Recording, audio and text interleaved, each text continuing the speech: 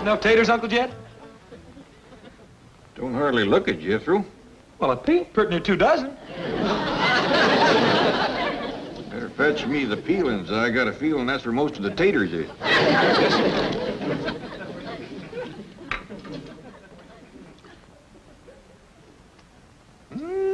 Doggies. How's it taste, Uncle Jed? Pitiful. Maybe them peelings will help. Dump them in.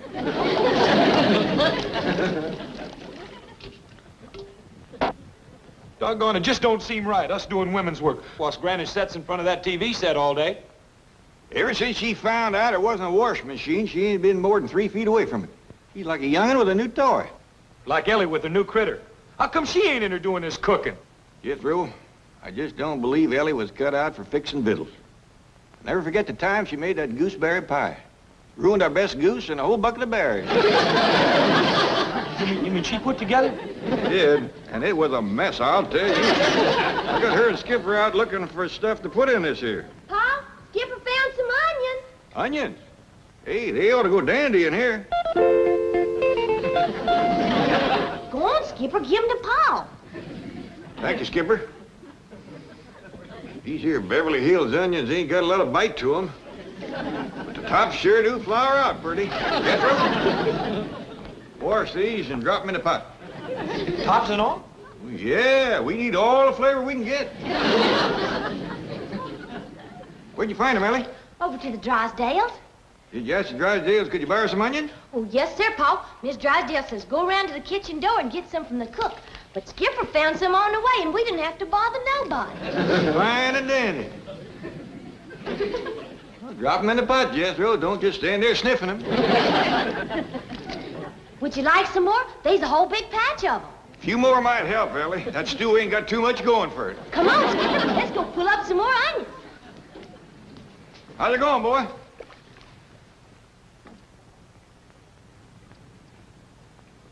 Better?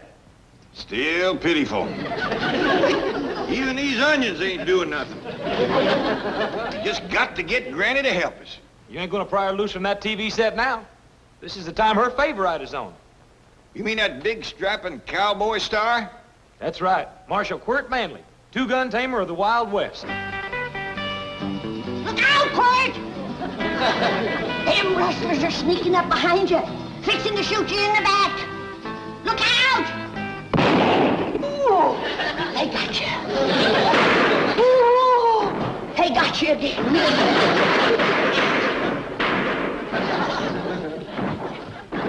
Oh, you're done for now, Quirt. That's it, you dirty cowards! Right off and leave him with a back full of bullets!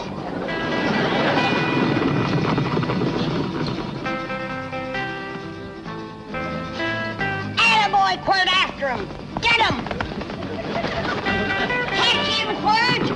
I can tell you where they's headed, Quirt. To town to hide in the saloon. Granny. It won't do you no good to hide in that saloon, you dirty yellow cowards. Quirt will find you. He'll get you. Granny, Shh! Yonder comes Quirt, riding like the wind. That's it. That's where they are. Go get 'em. It won't do you no good to hide in that saloon. I told Quirt where to look. Say your prayers, yellow bellies. I'm coming in. is he gonna tackle that whole saloon full of bad men all by himself? You betcha. Quirt Manley don't need no help. Even with 30 or 40 bullets in him, he's more than a match for him. He's lighting into him.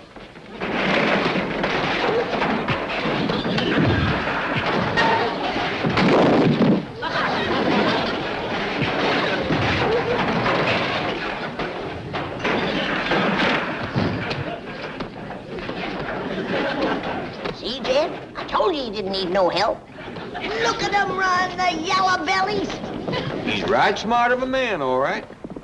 Old Quirt chased them clean out of town. Next time, I won't go so easy on you. Yes, sir, Granny. He sure is a rip-snorting fighter, old Quirt. Well, looky yonder. Now he's fixing to wrestle his horse. No, Jed. After a fight, he always hugs old Silver Trigger. And then he rides off into the sunset. See? Fine figure of a man. Sits tall in the saddle. Well, don't he have no sweetheart like Hoot Gibson always had? No. Ain't no girl good enough for Quirt Manley. He only loves his horse and his dog. Him and Elly sure hit it off. Both of them being fond of critters and neither one of them having a sweetheart. Yonder goes the man for Elly May. If he can tame the whole Wild West, I reckon he can tame one wild girl. Leastwise, he'd have a fighting chance. Whereabouts would a fella go to find old Quirt? Off into the sunset, I reckon. That's where they always go. Mighty big place to commence looking. Sorry, Skipper, but you must not uproot Mrs. Drysdale's prized Bulbocodium vernum. That's the botanical term for daffodil. Now, if you're a good boy, if you're a good boy, Jane has a reward for you. A genuine, Quirt Manley cowboy outfit. Bet you like it.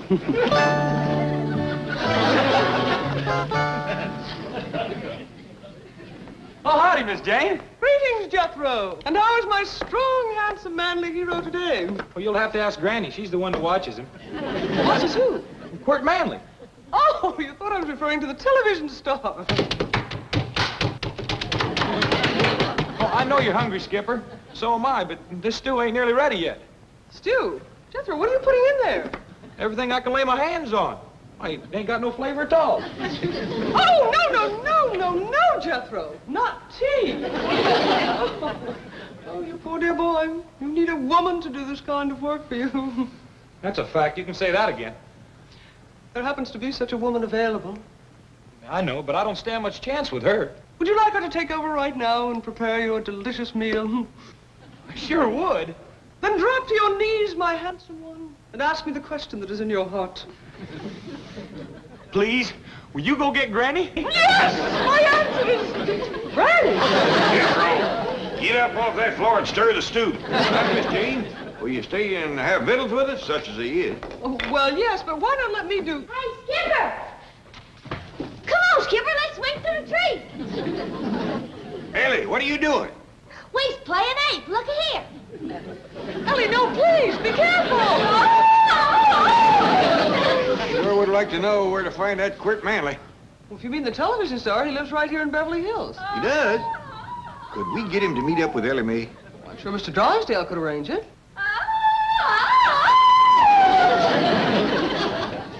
I sure wish he'd hurry. That little monkey's liable to get himself hurt.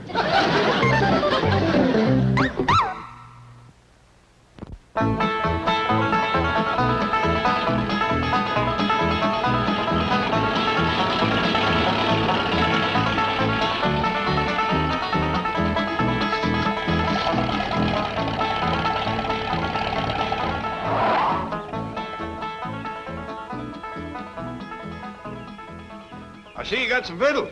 Well, yes, sir, Uncle Jed. Told the fella down at the store about Granny watching TV all day instead of cooking. So he sold me these TV victuals, all packaged up and ready to eat. Well, that's fine. Now, when Quirt Manley gets here, we got something else to offer him besides that pitiful stew. Is Quirt Manley coming here? That's right. Now, I want you to get the truck around back so when he rides up here, his horse won't shy at it. Yes, sir. And see your guns clean good. We'll ask him to give us some shooting lessons. But we know how to shoot. Not like that, rascal. Granny says he can drop 7, 8 rustlers with one shot. That ain't all. He's got a couple 6-shooters that shoot all day without reloading. Well, I can't wait to meet that rascal.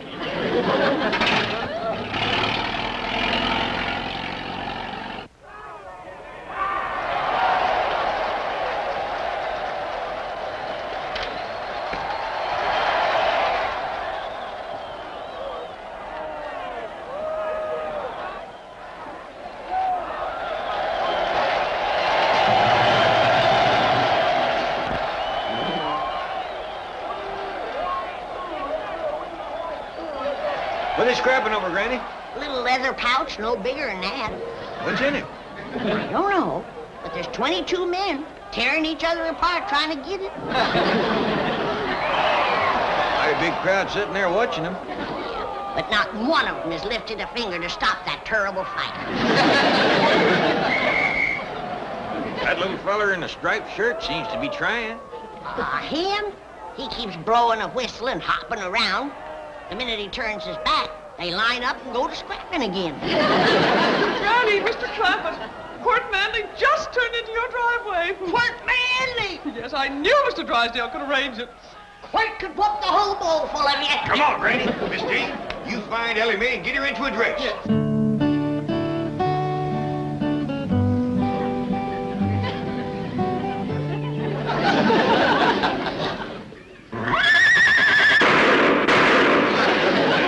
That's Quirt, all right. I'd no silver triggers in any place. What about them 2 gunshots? Brace yourself, kid. We're liable to find 30 or 40 rustlers laying out front.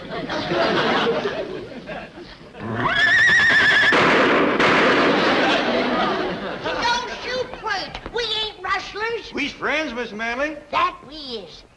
How come you ain't riding Silver Trigger? Did them dirty rustlers get him? We'll have to find him, but I ain't no Quirt Manley. Kid, there's only one man like him. Why, he's the biggest, the bravest, the fightingest, the strongest, the hard-ridingest, and the straight-shootingest man alive. Are you people putting me on? Who said that? Somebody back here? That you spoke, Mr. Manley? Oh, yeah. Well, sure it was. I got a sore throat. Sometimes the voice just sneaks out that way. Come on in, Quirt. I'll doctor you. Ain't got the time, ma'am. Ain't got the time. Still, I'll autograph a couple of pictures for you before I go.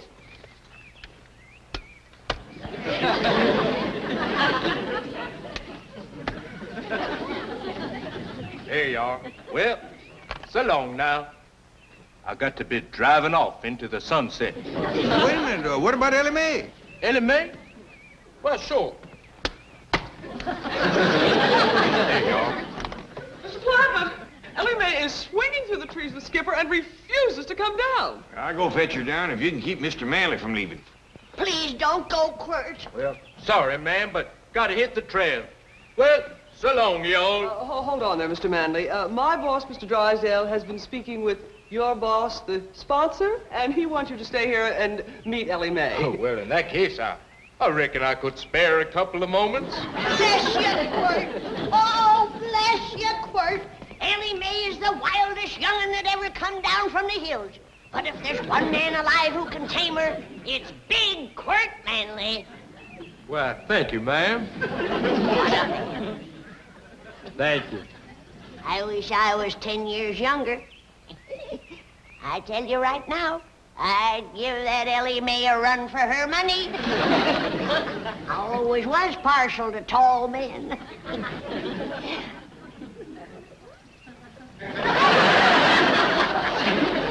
Come on, you and me are gonna heft a jug together. Oh, I know you don't drink, but it won't hurt you to fall off the wagon just once. Elly May, I don't want no more arguments from you. You get up them back stairs and change into a dress. Well, why can't I wear cowboy clothes like Quirt Manley? Because a man like Manley wants a woman that's womanly now.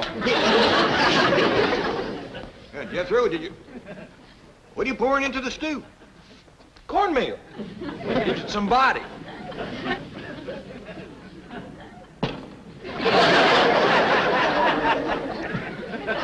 Now, you sit down and make yourself to home while I run upstairs and fetch Elly May. If you want to see a real rip-snorting fight, turn on the TV. There's 22 fellers are having a real knockdown and drag-out. Of course, you could whoop them with one hand.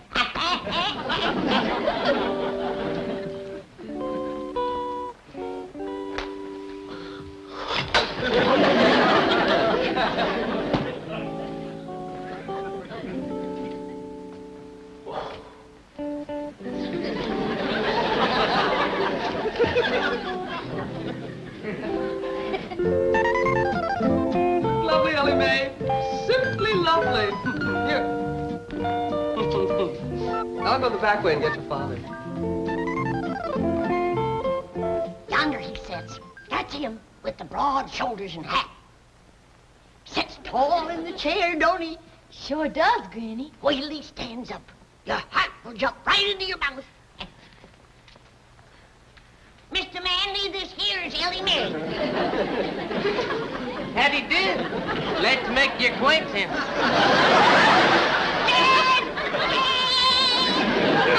The rustlers must have jumped first whilst we were out. Look, look! We gotta catch him, Granny. They done run off with the best part of it.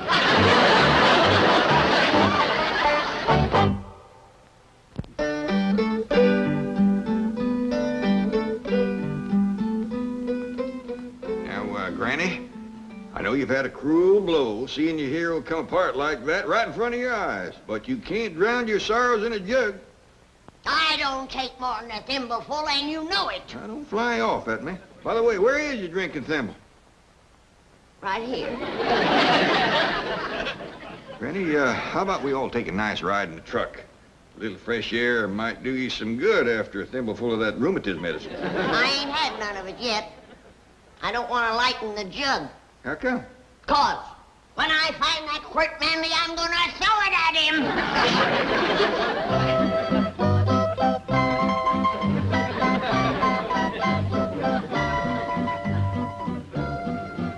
Gee, that's the first time I've ever seen a swimming chicken. Shucks, that's nothing. I got a cat that swims, too.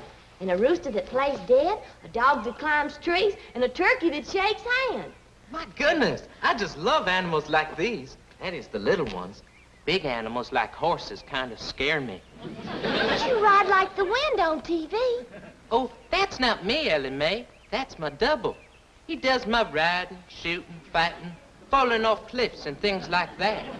I have another double who does the deep voice for me. I call him my double-double. What do you do, Mr. Manley? Oh, please, Elly May. Call me Henry. That's my real name, you see. I'm only on the show because my father's the sponsor. They just use me for close-ups. They say I have a sincere face. Got a nice face. I like it. Oh, thank you, Elly May. I like your face, too. And now that I come to think of it, I like the rest of you. Did you notice that rhymed? Yeah. Well, that's what I really like to do. Make up poems for girls like you. Well, there goes another one right there. They just pop out of me at times. Would you like me to make up a poem about a raccoon? I sure would, and Elmer would, too. Very well. I like the raccoon because he is so filled with goodness and generosity. Well, look how he gives us his skin for use on our garments and other apparel. In addition, raccoons act natural and don't put on airs, as do skunks and old turnips. You're up, Granny. Someone here to see you. Well, I don't want to see him. He reminds me of Quirt Manley. Oh, he's a heap more of a man. Handles a gun a heap better, too. He's the one that ought to be on TV.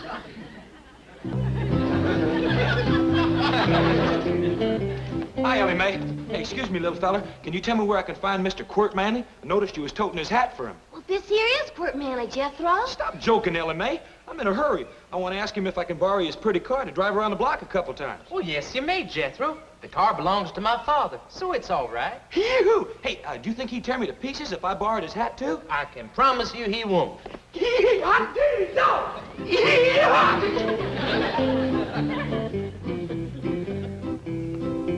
Mr. Manley, could I have a word with you, please?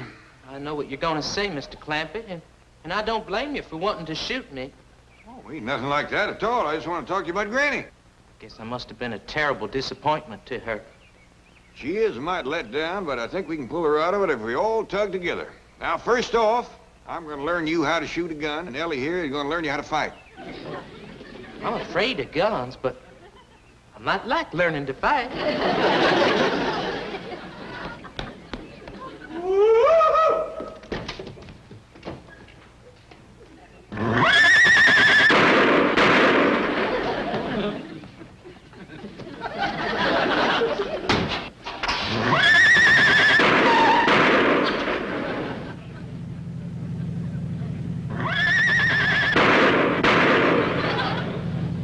hadn't ought to jumped in the car like that, especially with me going pretty near 30 miles an hour.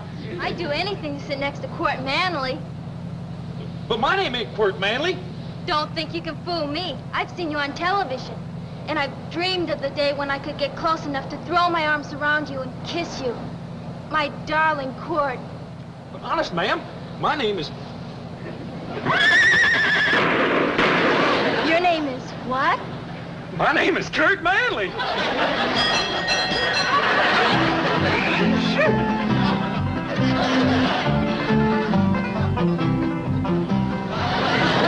fight over me, girls. There's plenty for everybody. I tell you, Granny, that little feller is a crack shot. He can stand on our front porch and light a match clean out by the front gate with a 6-shooter. I don't believe it. Come on out, he'll show you. Jed tells me you're pretty good with them 6-shooters. Granny, he's a blue-tailed marvel. He's gonna whip out them guns and bam, bam, bam, light them 3 matches stuck in the ground down there this side of the wall. I believe it when I see it. All right. Where are you going? Oh, I can't bear to watch him. He puts me plumb to shame. Well, come in shooting.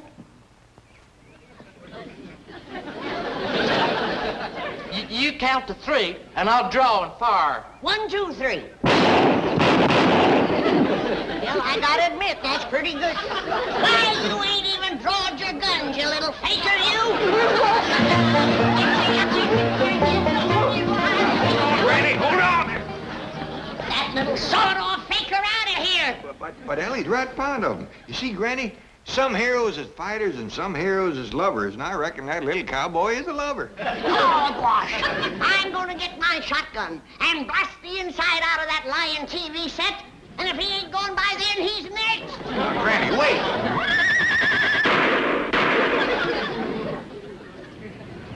Hey, look at there! Look at what I got! Jethro, where'd you get all these girls? Well, they think I'm a rich TV star.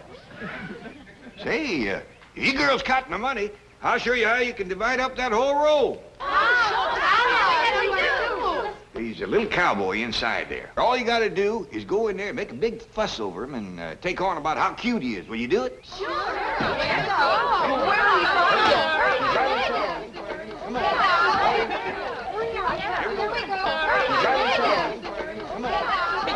But Uncle Jeff, them girls was mine. You'll get him back, Jethro, as soon as they show Granny what a ladies' man little Quirt is. The house is swarming with girls. Yeah, and you see who he's all crazy about? You betcha.